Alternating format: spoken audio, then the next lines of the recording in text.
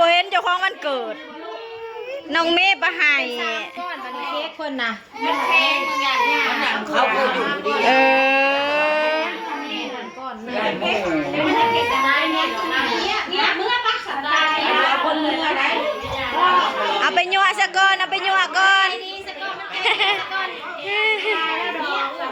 พ่อใหญ่ก็มาพี่น้องพ่อใหญ่บรรพทันพ่อใหญ่เสิร์ชกับแม่ใหญ่ก็มาปู่ย่าน้องตะวันปัดเค้ก3 ก้อนผูกเอาออกเลยลูกคือเดี๋ยวน้องนาเบียอันนาเบียไทยกล้าพอบ่ได้มาบ่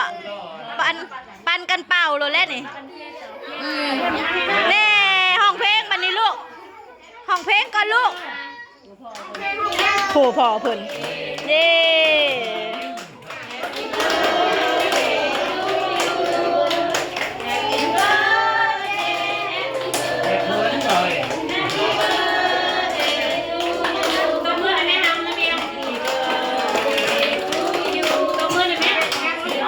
นาเบียกูหายก็หายน้องเมย์ปะหาย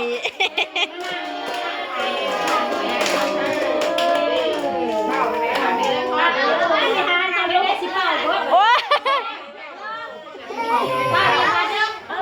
เย้ตบมือ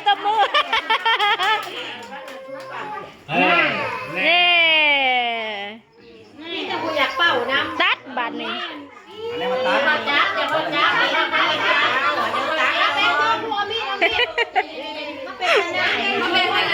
วุ่นวายขนาด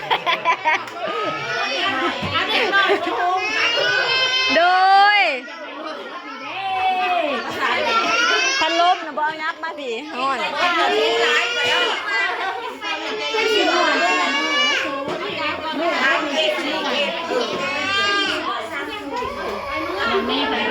เจ้าเมย์ปัญหา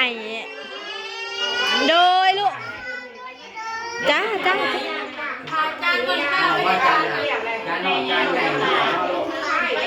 เอาลูกเรา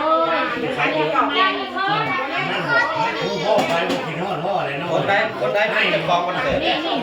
เสือดำ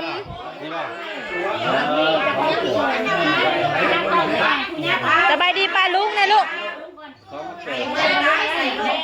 เขินเอาแกงหัวเขาจะห้องไห้ได้หมดได้ไปกินชิ้นก่อนโดยลูกโดยสบายดีบ้านมดมันนากัน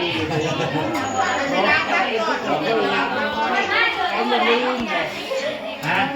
มาถือเขาเกิดพอดีภาษาไทยมนบ้าน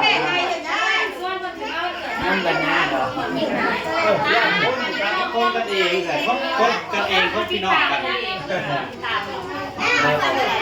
มันชอบใหญ่ชอบใหญ่ว่าใส่ในห้องจุกจานก็ใส่เค้กได้นั่งได้พามันโลบนจะเลยพาบ่มีพามันบ่มีกันเคยใช้ถวยก็อย่าเข้าไปลูกอย่าเข้าได้อยู่ดอกลายอยู่นอนลายมีจะหม้อเยอะเนาะไอ้เก่งมันเพื่อนท้องเพื่อนชายคอยดังต้องมือวันนี้ใครใส่ถ่ายร้านเองกูจะไปใกล้ดีกับท้องหมดนี่ท้องแม่เฮ้ยใช่เลยพูดแต่พาลูกไปกินอยู่ดอกจะกินจะลองมาทานยังไงหอดย่างเลยกินอยู่ดอกเอาออกมาทอดกินกันร้อยไหนกันได้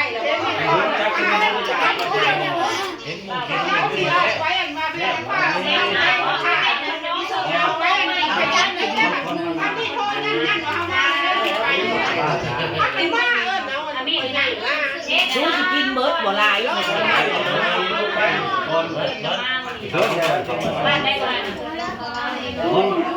ยืนอายคนน่ะลูกนั่ง ลงแน่ไปกินหนูไปนั่งเอาจ้ะ มันบ่อยู่ ไม่โชคดีบอกทางเกิด ไม่ใช่เป็นนั่ง ไล่แหละคนคอยเล่าก ล้องมือเลยนี่กล้องโทรศัพท์คุณชม นี่แหละ ถ่ายอยู่นี่ไปถือบ่ใหญ่น่ะอย่าอัดป๊อบนี่ กินน้ำกันลูก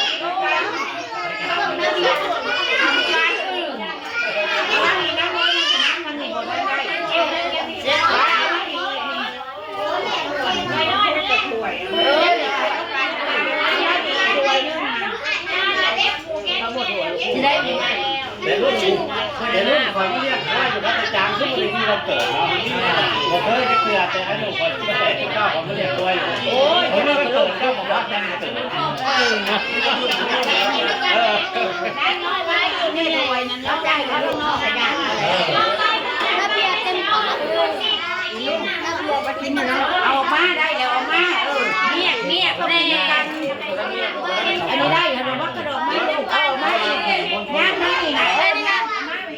ชิ้นนึงก็กินช้อนไปลูกนี่นะกินกันนะลูกมันบอกคู่ได้ไม่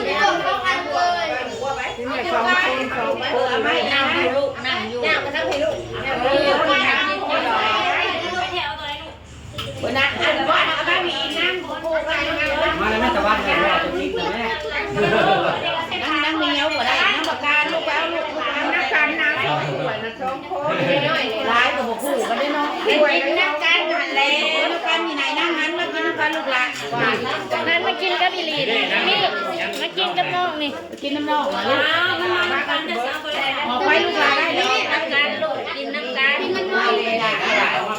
มะนาวกินนั่นล่ะเอ้ยจับให้ มาเพื่อกันได้ไหมลูกพวกกินได้ไหมจับขาแล้วกินเลย ตักแล้วจังให้ลูกมากินตักแล้วจัง ว่ามากินนะไปนั่งได้ได้ไปนั่งอยู่เนาะเพิ่นว่าแต่แม่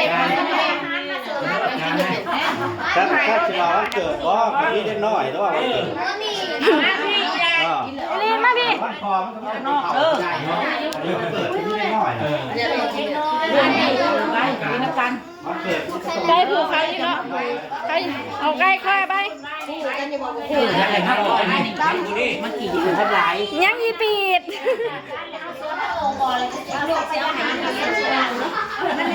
นั่งหลีกไม่ได้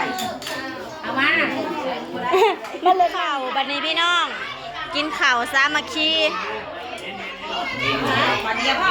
ต้มไก่ก้อยหนัง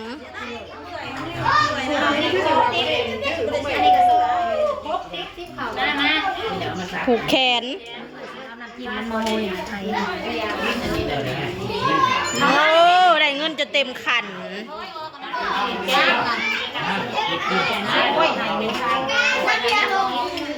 ให้แต่พอรับเบียร์เนี่ย จังว่าไปหอดพุ่นเลยกะสีวุ่นวายในพี่น้องเอ้ยวันรวมเด็กเนาะต้มไก่กินข้าวบัดนี้